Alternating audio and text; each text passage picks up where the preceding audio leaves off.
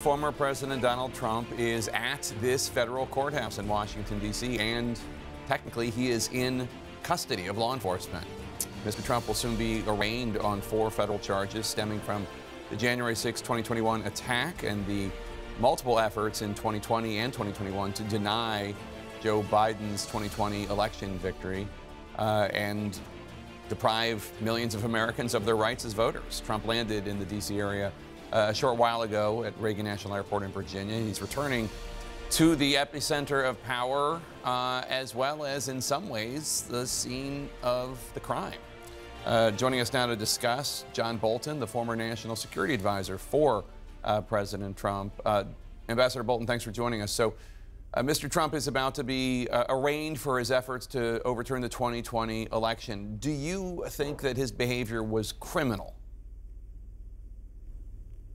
Yes, I think this indictment lays out a pretty strong case. Particularly the most important part of it, I think, is the description of the effort to turn Mike Pence into an instrument of reversing the result in the Electoral College. I think that's the strongest part of it.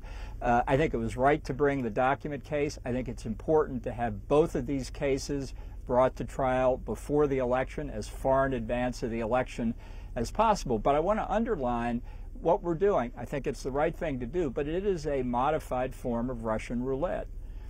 If Trump is convicted in one or both of the federal cases, I think that will turn things upside down. I think he could be denied the Republican nomination. He'd certainly lose the election. But if he is acquitted, or a hung jury results, which I think would be understood by most people as being the equivalent of acquittal, I think he would get the Republican nomination, and he could quite possibly win the election on the back of that. But just to be clear, you're not arguing that, therefore, this shouldn't be happening. You're just saying we just need to, as Americans, be aware of potential political fallout.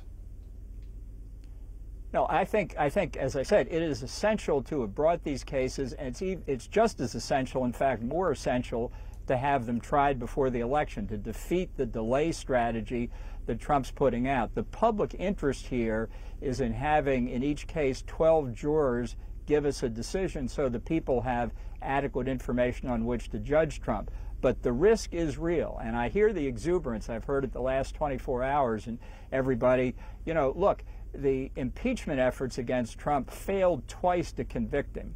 And what was the consequence of the failure? Emboldening and empowering Trump. Acquittals here would be even more devastating. One important question in the case going forward might be whether prosecutors will be able to prove that Donald Trump acted corruptly. In other words, whether or not he knew deep down the fact that he lost the election.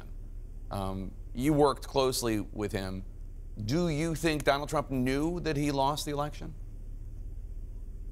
There's no doubt in my mind that he knew he lost the election, but that's not really an issue that anybody needs to worry about, because the question is, can his lawyers don't have to prove anything. They simply have to induce reasonable doubt in the minds of one or more jurors to get a hung jury. And if people think that he's being railroaded, if they don't believe the prosecution case, or they believe whatever case Trump puts on, and this results in a hung jury in either of the 2 federal cases, I think we're in for real trouble. I just think people need to understand that. Don't get too exuberant because of the indictment. As people got exuberant over the impeachment, tell me what the result of the trial is, and then I'll tell you how to feel. There are a lot of Republicans in Congress railing about 2 standards of justice, they say. When you look at the conduct that Donald Trump has been accused of, is there any part of you that thinks that it's true the Justice Department is being weaponized against Donald Trump for political reasons?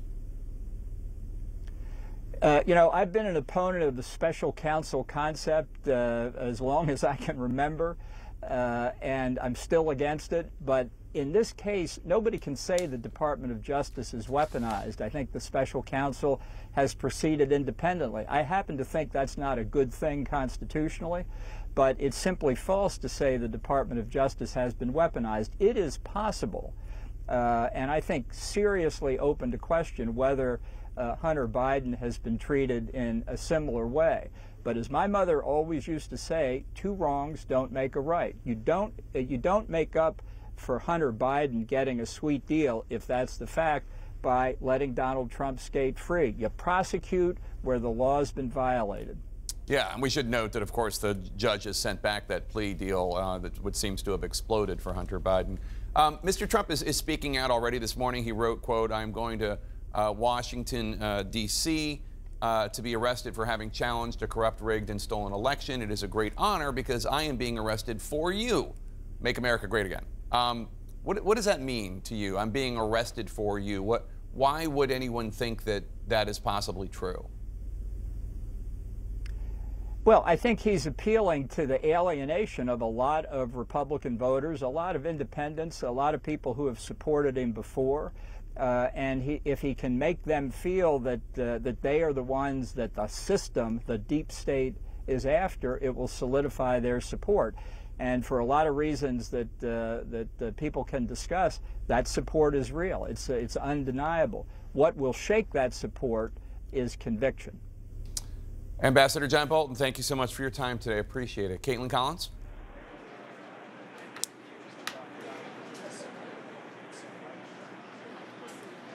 Hi, Jake. Yeah, sorry, we're out here outside the courthouse. Obviously, Donald Trump has arrived here. We did not actually see him because his motorcade went into the garage. We do know he's got a slew of political advisors with him, but most importantly, he has his attorneys with him.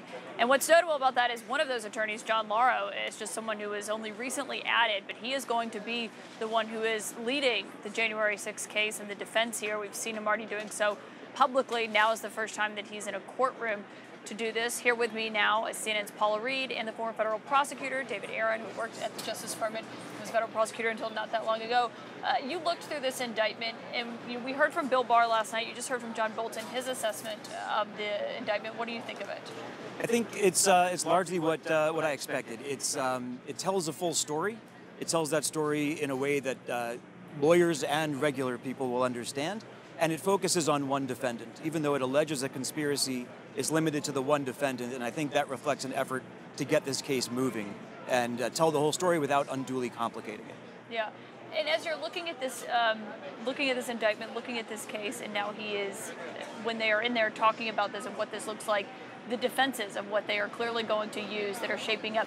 Do you think what they are saying publicly, what John Lauro and others are saying, is what they're going to be actually using when they're in a courtroom? Well, I think it remains to be seen. I think they might be test driving a few of these arguments. Not all of them seem legally meritorious, although they might be publicly appealing. This might end up a defense of just a probable cause, a beyond a reasonable doubt defense, arguing that the prosecutors just didn't carry their burden without offering any particular specific defense. Which is a high bar, Paula. I mean, as we've been talking about. It is an incredibly high bar, and I think you make a great point about test driving some of these defenses in the court of public opinion. Let's take this argument about the First Amendment, right? They've been arguing, I think John Lauro told you, he's told other people publicly in the past few days, they're trying to criminalize First Amendment activity, particularly political speech. Well, let's look at that, okay?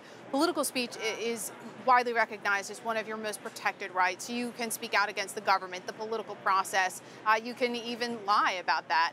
But there is no First Amendment protection for fraud, and that is what is being alleged here. They're alleging that he fraudulently tried to create these documents and submit them to the government, to the archives, and to Congress to steal the most powerful office in the world. There is no First Amendment protection for that. So I think legally, that is probably not going to hold up in a court of law, but it appears to be very appealing, particularly to the president's supporters. So they're going to probably keep testing these ideas, see what sticks. And the other thing is that they're essentially arguing this when it comes to what this is looking like. What Bill Barr was saying last night is that the idea about the free speech, and Bill Barr was saying, well, yes, speech is involved in any conspiracy charge, and just because it's speech doesn't mean it's protected by the First Amendment, especially when it does relate to what this indictment alleges, which is a conspiracy to subvert the election. Exactly. They're alleging that he engaged in a conspiracy to defraud the U.S. government, and that is not protected by any constitutional amendment. But when it comes to the court of public opinion, people who may not understand, the history of the Supreme Court protecting political speech but carving out exceptions for fraud, that may seem appealing to them. They may say, hey, well, why can't he just call out alleged fraud? But again, legally speaking, once this is before a jury, you do not have a First Amendment right to lie or to engage in a conspiracy. Dave, you're a former prosecutor. I mean, Trump is going to be face-to-face in that room. We believe Jack Smith is going to be here. That's the second time that they'll both have been in a courtroom together. But Trump has been attacking him endlessly on social media, calling him deranged, calling him a crackhead, implying that he had something to do with cocaine that was found at the White House. I mean, it's awkward, but also how does it affect the prosecution in the sense that he is attacking the very prosecutor? Seasoned prosecutors like Jack Smith have been called a lot of names and been in a lot of awkward situations. This particular defendant may be dialing it up a bit, but you don't get to the point where Jack Smith is without having a fairly thick skin. I don't think we'll see a change in his stoicism, and I don't think we'll see any impact on the prosecution itself.